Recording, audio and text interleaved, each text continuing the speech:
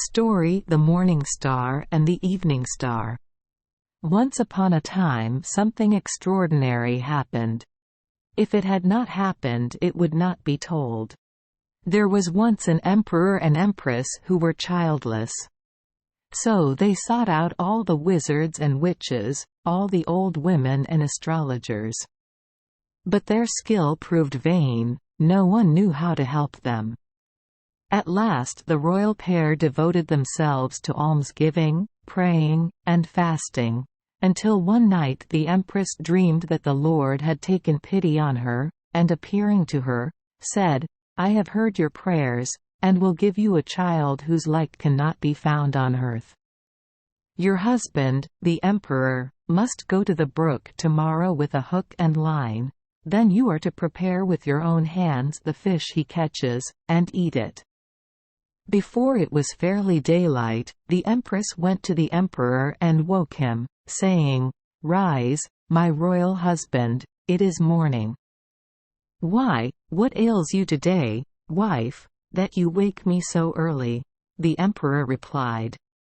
"Has any foe crossed the frontiers of my country? Heaven forbid.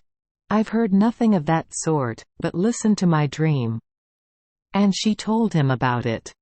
When the emperor heard her story he jumped out of bed, dressed, took the hook and line, and, gasping for breath, went to the brook. He threw in the hook and soon saw the cork on the line bob. He pulled it out, and what did he see? A big fish, made entirely of gold. It was a wonder that he did not die of joy. But what did the empress say when she saw it? She was still more out of her wits. The empress cooked the fish with her own hands, the royal couple ate it, and the empress instantly felt that the promise would be fulfilled. The maid-servant who cleared away the table saw a fish bone on the empress' plate, and thought she would suck it, to know how food tastes when prepared by royal hands. One day the empress received the gift of a beautiful boy, as handsome as a little angel. That same night the maid-servant, too, had a son who looked so exactly like the prince that they could not be distinguished from each other. The maid-servant's child precisely resembled the royal one. The prince was named Busajak, the maid-servant's son was called Simonak. They grew up together, were taught their lessons, and learned as much in one day as other children in a whole year. When they were playing in the garden, the empress watched them from her window with great delight. They became tall youths and looked so much alike that people could never tell which was the prince and which the maid-servant's son. They were haughty in bearing, both were charming, winning in speech, and brave to a fault. One day they determined to go hunting. But the empress was constantly fretting herself to find some way of recognizing her own son, for as their faces were alike and their clothes precisely the same, she often could not distinguish one from the other. She therefore thought of putting some mark on the prince. So she called him, and while pretending to be playing with his hair, knotted 2 locks together without his knowledge. Then the youths went off to hunt. They hurried joyously through the green fields, skipped about like lambkins, gathered flowers, sprinkled themselves with dew, watched the butterflies flit from blossom to blossom, saw the bees gather wax and honey, and enjoyed themselves to the utmost. Then they went to the springs, drank some water to refresh themselves, and gazed unweariedly at the sky, which met the earth on the horizon. They would fain have gone to the end of the world to see it close at hand, or at least far enough to reach the spot where the earth grows marshy before it comes to an end. Next they went into the woods. When they saw the beauties of the forest, they stood still with mouths wide open in astonishment. Consider that they had not beheld any of these things in their whole lives. When the wind blew and stirred the leaves, they listened to their rustling, and it seemed as if the empress was passing by, drawing her silken train after her. Then they sat down on the soft grass, under the shade of a big tree. Here they began to reflect and consult each other about how they were to commence hunting. They wanted to kill nothing but wild beasts. They did not notice the birds which hopped around them and perched on the boughs of the trees. They would have been sorry to hurt them, for they liked to listen to their twitter. It seemed as if the birds knew this. They showed no fear, but sang as if they were going to split their throats. The nightingales, however, trilled only from their craws, that their songs might be the sweeter. While they stood there consulting, the prince suddenly felt so overwhelmed with fatigue that he could hold out no longer, but laying his head in Simonok's lap, asked him to stroke his hair. While he was doing so, Simonok stopped and said, "What is the matter with your head, brother Busajok?" "What should be the matter?" "How do I know, brother Simonok?" "Just see," replied Simonok. "Two locks of your hair are tied together." "How is that possible?" said Busajok. This discovery vexed the prince so much that he determined to go out into the wide world. "Brother Simonok," he said, "I'm going out into the wide world, because I can't understand why my mother tied my hair while she was playing with it."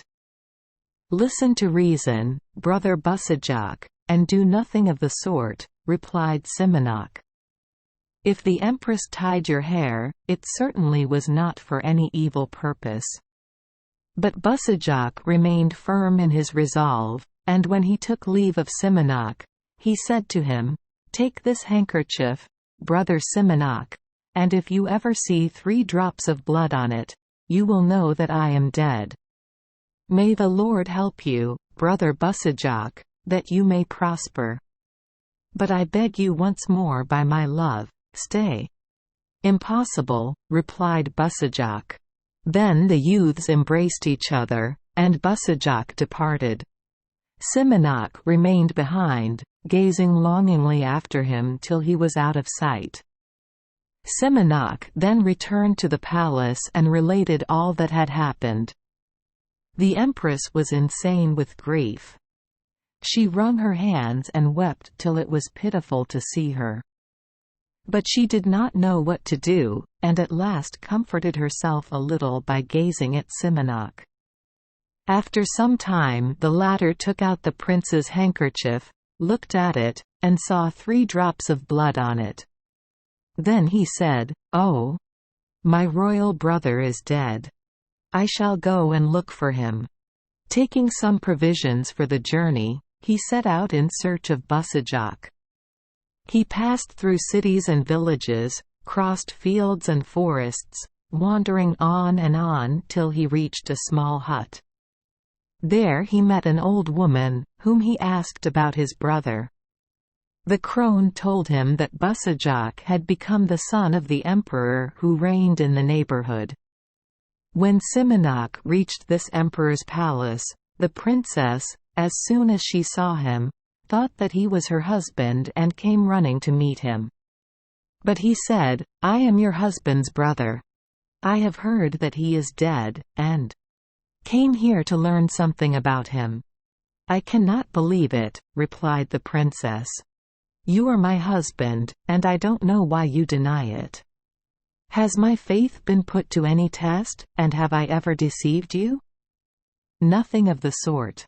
But I tell you truthfully that I am not your husband."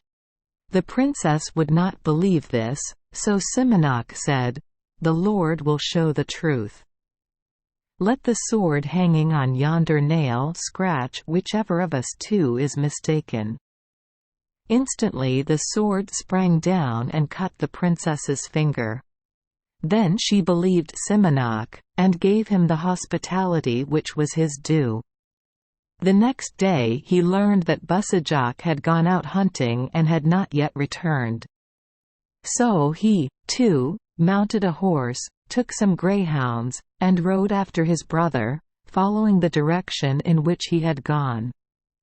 He rode on till he reached a forest, where he met the Wood Witch.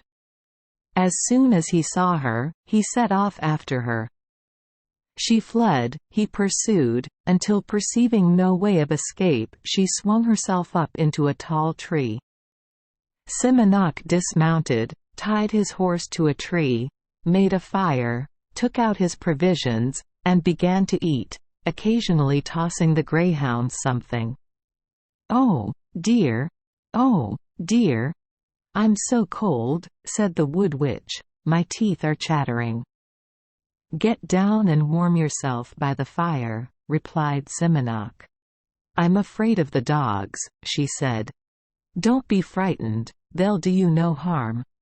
"If you want to do me a favor," the Wood Witch answered, "take a strand of my hair and tie your dogs with it." Simonok put the hair in the fire. "Oh! How horribly the hair I gave you smells. You have put it in the fire." "Go away from here and don't talk any more nonsense," replied Simonok. One of the hounds put its tail a little too near the fire and scorched it. "That's what smells so badly. If you are cold, come down and warm yourself, if not, hold your tongue and let me alone." The Wood Witch believed him, came down, approached the fire, and said, "I am hungry. What shall I give you to eat? Take what you want of all I have."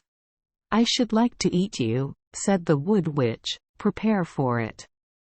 "And I will devour you," replied Simonok. He set the hounds upon her to tear her to pieces. "Stop," cried the Wood Witch, "call off your dogs that they may not tear me, and I'll give you back your brother with his horse, hounds, and all." Simonok called off the dogs. The Wood Witch swallowed 3 times and up came Busijok, his horse, and his dogs. Simonok now set his hounds upon her, and they tore her into mincemeat. When Busijok recovered his senses, he wondered at seeing Simonok there and said, "Welcome, I'm glad to meet you so well and gay, brother Simonok, but I've been asleep a very long time. You might have slept soundly till the end of the world, if I had not come," he replied. Then Simonok told him everything that had happened from their parting until that moment. But Busijok suspected him. He thought that Simonok had won his wife's love, and would not believe him when he told him the simple truth, that such an idea had never entered his head. Now that Busijok had once begun to be jealous of his bride, he acted like a lunatic. So, being overpowered by evil thoughts, he made an agreement with Simonok to bandage the eyes of their horses, mount them, and let them carry their riders wherever they would. This was done. When Busijok heard a groan, he stopped his horse, untied the bandage, and looked around him.